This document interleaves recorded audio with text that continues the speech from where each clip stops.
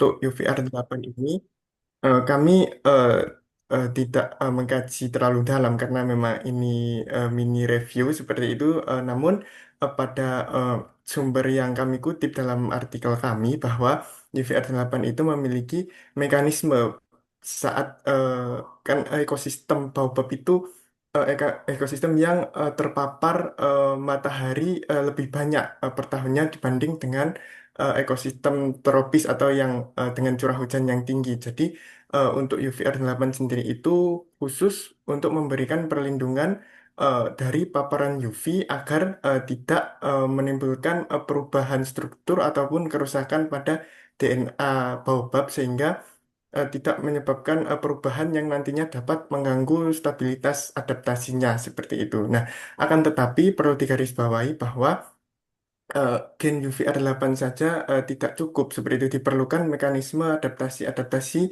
yang lainnya seperti penyimpanan air dan lain sebagainya yang sudah dijelaskan tadi untuk dapat menunjang kehidupannya dalam lingkungan yang ekstrim. Mungkin seperti itu jawaban dari saya.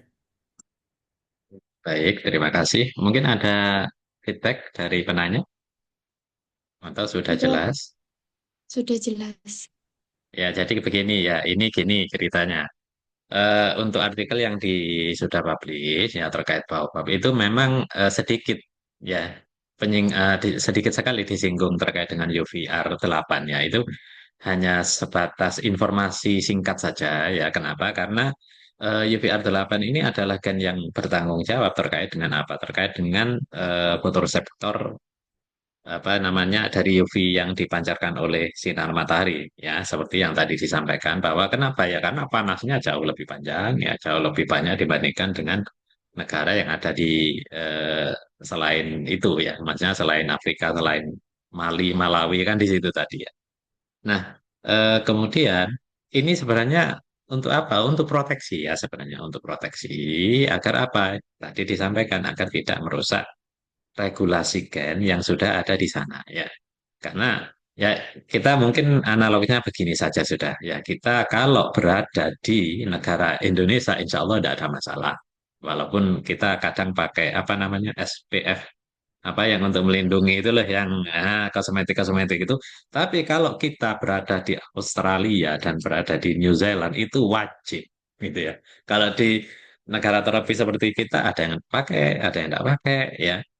Dan itu kita kan efeknya mungkin tidak begitu besar ya. Tapi kalau kita tinggal di negara yang lapisan ozonnya itu sangat tipis atau bahkan mungkin sudah apa namanya ada lubang-lubang di situ seperti Australia, New Zealand itu ya mau tidak mau suka tidak suka kita harus pakai yang namanya itu pelindung itu. Ya, tabir surya itu harus ya. Karena apa? Kalau itu tidak ada, akibatnya apa? Bisa menyebabkan ya itu tadi kanker-kanker kulit itu tadi ya. Maka dari itu ini analognya seperti itu ya. Jadi adanya UVR 8 itu fungsinya seperti itu. Fungsi utamanya adalah proteksi ya. Oke, mungkin itu tambahan dari saya. Berikutnya, oh sudah semua ya. Mungkin kita masih ada waktu berapa ini? Oh masih ada beberapa menit ya. Kita coba lagi, barangkali ada pertanyaan. Tadi Ratu mungkin mau bertanya lagi, dipersilakan.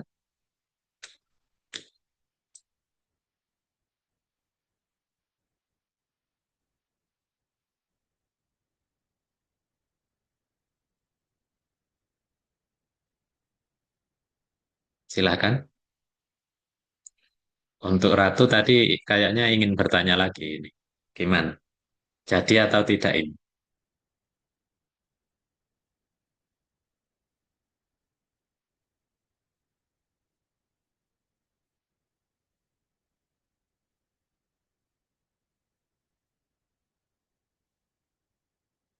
Ada yang lain mungkin? Izin bertanya, Pak. Oh iya ya, silakan. Saya ingin bertanya tentang batang baobab. Kan batang baobab tadi Ya. berfungsi sebagai tangki air raksasa. Apakah ada jumlah maksimum air yang ditampung oleh si batang ini untuk bertahan hidup selama beberapa bulan itu? Oh iya, bagus pertanyaannya ya terkait dengan apa namanya tangki air yang ada di batang itu. maksimumnya berapa, kemudian bisa bertahan berapa lama. Ya ini bagus. Silakan direspon. Mungkin gini aja, kalau ada pertanyaan kita tampung dulu ini. Barangkali dari yang lain silakan. Jika ada yang bertanya silakan. Mungkin satu lagi pertanyaan. Silakan Aisyah. Saya izin bertanya ke Mbak Wiroton Aini ya, yang terkait dengan tanaman anggrek tadi. Kan tadi dijelaskan dia menghasilkan beberapa senyawa itu ya Mbak.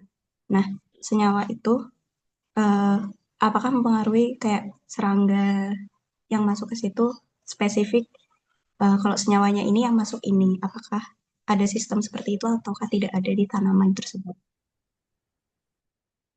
Ya, baik ya. Pertanyaannya terkait dengan senyawa yang dihasilkan atau yang dikeluarkan ya oleh anggrek. Kemudian bagaimana dengan respon spesifik dari senyawa apa serangga tertentu itu? Kayaknya pertanyaannya ya. Baik, kita ke pertanyaan keempat dulu deh ya. Terkait dengan tangki raksasa yang ada di batang baobab, mungkin dipersilakan Mas Safa untuk merespon dulu. Baik, sebelumnya mohon maaf Bapak, kamera saya bermasalah, mungkin Ya, ya, nggak izin. apa-apa. Ya, baik, saya jawab untuk di artikel kami mungkin tidak memuat secara spesifik untuk berapa volume yang dapat dimuat, maksudnya tidak secara kuantitatif begitu, berapa liter atau berapa mili seperti itu. Tapi mungkin di sini setiap spesies itu bisa memuat air yang berbeda-beda, jadi tidak sama antar spesiesnya walaupun sama-sama baobab, kan mengingat ini juga ada di tiga negara yang berbeda, ada yang di Madagaskar, Australia, dan yang ada di Afrika. Mungkin eh, lingkungannya juga berbeda-beda sehingga kemampuan dalam menyimpan air dalam batang itu juga berbeda. Namun saya tegaskan kembali, kami tidak memuat secara spesifik, secara angka berapa volume yang dapat dimuat seperti itu. Ya, tadi mungkin ada feedback dulu dari penanya. Dipersilakan kalau ada feedback.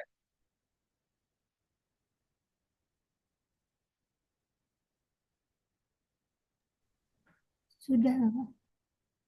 Ya, mungkin sebagai tambahan informasi ya. Jadi begini ya. Eh, Memang ya di apa namanya di penjelasan di artikel itu tidak detail ya terkait dengan jumlahnya ya. Seperti yang tadi disampaikan ya.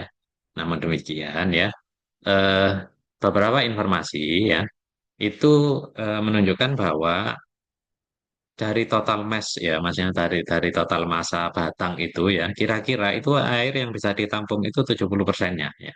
Kira-kira ya, ini kan kita tidak bicara yang exact, benar-benar exact tidak ya, tapi sebagai gambaran saja bahwa bisa mencapai 70 mungkin akan 80%. Jadi sangat-sangat banyak sekali ya. Artinya mereka tahan lama di kondisi kering sampai kapanpun ya. Dalam rentang periode yang sangat lama itu mereka bisa bertahan. Makanya ketika kita melihat yang namanya gurun ya, gurun yang sangat luas ya. Kan kita seringkali kita melihat satu pohon yang batangnya sangat besar dan daunnya sedikit. Nah, itulah pohon baobab itu tadi ya. Makanya kenapa di situ disebut tree of life itu ya. Karena dengan kemampuan tadi yang sudah diceritakan itu bisa bertahan ribuan tahun.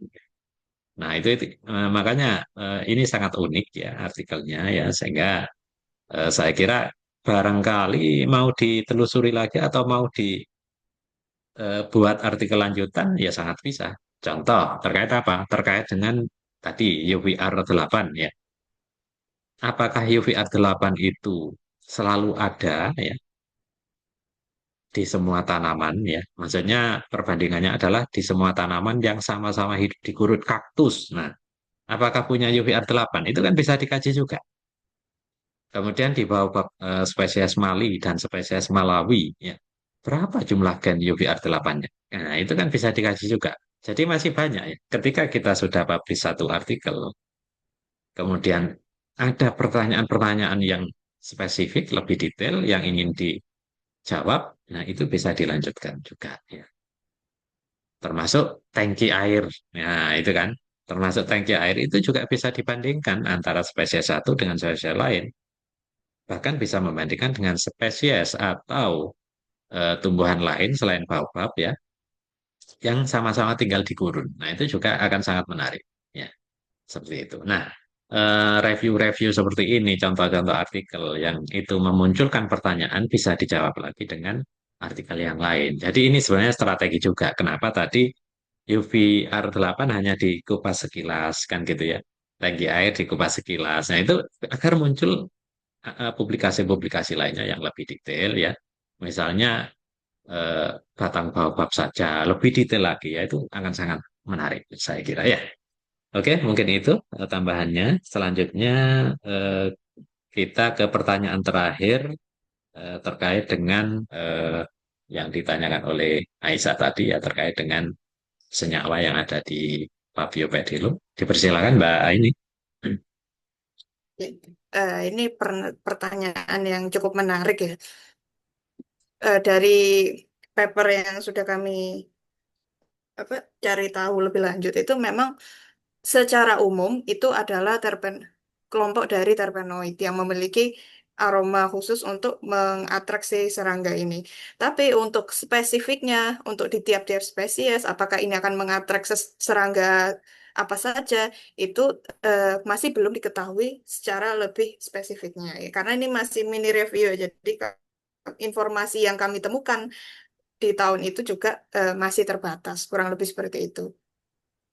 Ya, jadi terkait dengan senyawa ya memang tidak banyak yang disampaikan ya di artikel itu. Kenapa? Ya tadi itu tadi ketika kita menulis artikel review sebenarnya syarat utamanya adalah sudah banyak artikel hasil riset yang sudah dipublikasikan ya seperti itu. Nah, bisa jadi tahun ini mungkin ada ya karena kita paham ya kenapa dulu itu Paphiopedilum itu diangkat menjadi salah satu artikel karena salah satu alasan utama adalah selain keunikan ya. Yang pertama pasti keunikan pasti ya. Yang kedua adalah terkait eh, apa edaran dari Kementerian Lingkungan Hidup yang di situ menempatkan Paphiopedilum sebagai anggrek yang dilindungi ya. Jadi dari total 28 atau 29 list nama anggrek yang ada di edaran tersebut ya, ada di keputusan Kementerian Lingkungan Hidup tersebut, Paphiopedilum itu mendominasi sebagai anggrek yang dilindungi. Jadi mungkin 50% lebih ya, itu didominasi oleh Paphiopedilum. Nah, itu yang membuat kita kemarin itu tertarik ya untuk mengkaji ya. Dan jumlah Paphiopedilum yang mungkin 10 lebih ya, mungkin 15 ya. Itu juga bisa dikaji apakah ya setiap Paphiopedilum itu memunculkan atau menghasilkan senyawa yang sama. Kemudian polinatornya bagaimana? Nah, itu kan sangat perlu dikaji. Hanya saja kenapa? Ini saya sangat menyadari ya terkait dengan anggrek Paphiopedilum itu. Kenapa? Yang pertama ya, tadi juga disampaikan bahwa ini bukan anggrek epifit ya. Ini anggrek tanah atau anggrek terestrial. Jadi bukan nempel di pohon, bukan nempel di batu tidak ya. Nah, yang kedua ya, ini anggrek yang rewel ya. Artinya rewel itu tidak tidak mudah merawatnya ya. Karena saya juga berpengalaman ini. Saya pernah membeli Paphiopedilum dari Semeru sana ya. Ternyata eh, tidak berhasil merawatnya. Artinya mati semua ya. Sempat sekali berbunga tapi mati semua ya. Artinya apa? Mungkin ini salah satu yang membuat anggrek tersebut menjadi langka gitu ya. Karena apa? Susah hidup ya. Apalagi kalau endemik ya. Beda dengan anggrek epifit, beda lagi. Kalau epifit kayaknya sangat gampang kita budidayakan ya. Kayak anggrek bulan, apalagi dendrobium itu sangat-sangat mudah. Dendrobium itu ditempelkan ke dahan aja tumbuh ya, bisa tumbuh. Tapi Paphiopedilum susah ya. Bahkan saya sempat berdiskusi dengan salah satu pemilik nursery di Jember di sini ya juga memang benar, sangat mengakui bahwa golongan Paphiopedilum atau golongan anggrek berkantung ini memang sangat susah untuk dibudidayakan. Ya. Maka dari itu hampir semuanya menjadi endanger, menjadi langka. Ya. Mungkin itu tambahannya ya. Eh, Baik, saya kira untuk hari ini dicukupkan ya. Namun demikian sebagai informasi ya untuk apa namanya untuk minggu depan ya kita akan juga melakukan atau melaksanakan perkuliahan melalui platform Zoom ya dengan topik yang berbeda ya. Jadi kemungkinan besar topiknya itu kalau tidak ya ada beberapa lah bisa lansia ya, kemudian bisa Venus flytrap ya atau topik-topik yang lain ya seperti itu. Jadi seperti biasa H-1 maksimal itu akan saya kirimkan ya bahannya melalui koordinator kelas ya. Mungkin itu ya. Mungkin ada yang ditanyakan ya selain terkait dengan presentasi yang tadi dari mahasiswa.